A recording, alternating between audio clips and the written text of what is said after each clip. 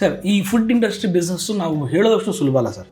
ಹೌದು, ಪ್ರತಿಯೊಂದನ್ನು ಕೂಡ ನಾವೇ ಮಾನಿಟರ್ ಮಾಡಬೇಕಾಗತ್ತೆ. ಬಿಕಾಸ್ ಆಸ್ ಎ ಓನರ್ ನಿಮಗೆ ಗೊತ್ತಿದೆ ಅದು. ಹೌದ್ರಿ. ಸೊ ಒಂದು ತರಕಾರಿ ತಗೊಳ್ಳೋದ್ರಿಂದ ಕೂಡ ಅದನ್ನು ₹1 ಲೆಕ್ಕ ಹಾಕಬೇಕು.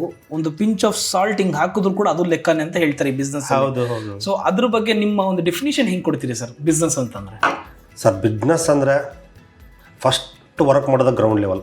ಈಗ ನಾವು ತರಕಾರಿ ತಗೋದಲ್ಲಿ ಯಾವುದೋ ಒಂದು ಬೆಳೆ ಬೇಯಿಸೋದಲ್ಲಿ ಅದು ಎಷ್ಟು ದಿನ ತಂದ್ರೆ ಎಷ್ಟು ದಿನ ತಡಿತೈತೆ ಅನ್ನೋದನ್ನು ನೋಡ್ಕೋಬೇಕು. ಫಸ್ಟ್ ಕಾಯಿಪಲ್ಲೆ ಆಗಲಿ, ನಾವು ಡೈಲಿ ಫ್ರೆಶ್ ತರ್ತೀವಿ ಕಾಯಿಪಲ್ಲೆ. ಈಗ ಸ್ಟಾಕ್ ಇಡೋ ಅಂಥ ಪ್ರಶ್ನೆನೇ ಇಲ್ಲ. ಅದು ಇಡೋಕ್ಕೂ ನಮಗೆ ಬರೋದೂ ಇಲ್ಲ. ಯಾಕಂದ್ರೆ ನಾವು ಅಷ್ಟು ಸೇಲ್ ಆಗತ್ತೆ, ನಿಮ್ಮ ಅಷ್ಟು ಸೇಲ್ ಆಗಿಬಿಡ್ತೈತಿ. ಮತ್ತು ನಾವು ಅಷ್ಟು ಫ್ರೆಶ್ನೆಸ್ ಊಟ ಕಸ್ಟಮರ್ಗೆ ಕೊಡಲೇಬೇಕು. ನಾವು ಕಸ್ಟಮರ್ಗೆ ಇಂಥ ಕ್ವಾಲಿಟಿ ಇವತ್ತು ಬಂದಿದ್ದು ಬದ್ನಿಕಾಯಿ ಅಂತ ಕಂಡು ಹಿಡಿತಾರೆ ಕಸ್ಟಮರ್. ಅದನ್ನು ರೊಟ್ಟಿ ತೊಗೊಂಡು ಹಿಂಗೆ ಮುರ್ದ ಅಂದರೆ ಅವ್ನಿಗೆ ಗೊತ್ತಾಗತ್ತೆ. ಅದು ಬೇಯ್ದಿದ್ರು ಹೇಳ್ತಾನೆ, ಬೇಲಿಲ್ಲ ಅಂದರೆ ಬದ್ನಿಕಾಯಿ ಮೋಸ್ಟ್ಲಿ ಇದು ನೆನ್ನೆದಿರಬೇಕು ಅಂತೇಳಿ.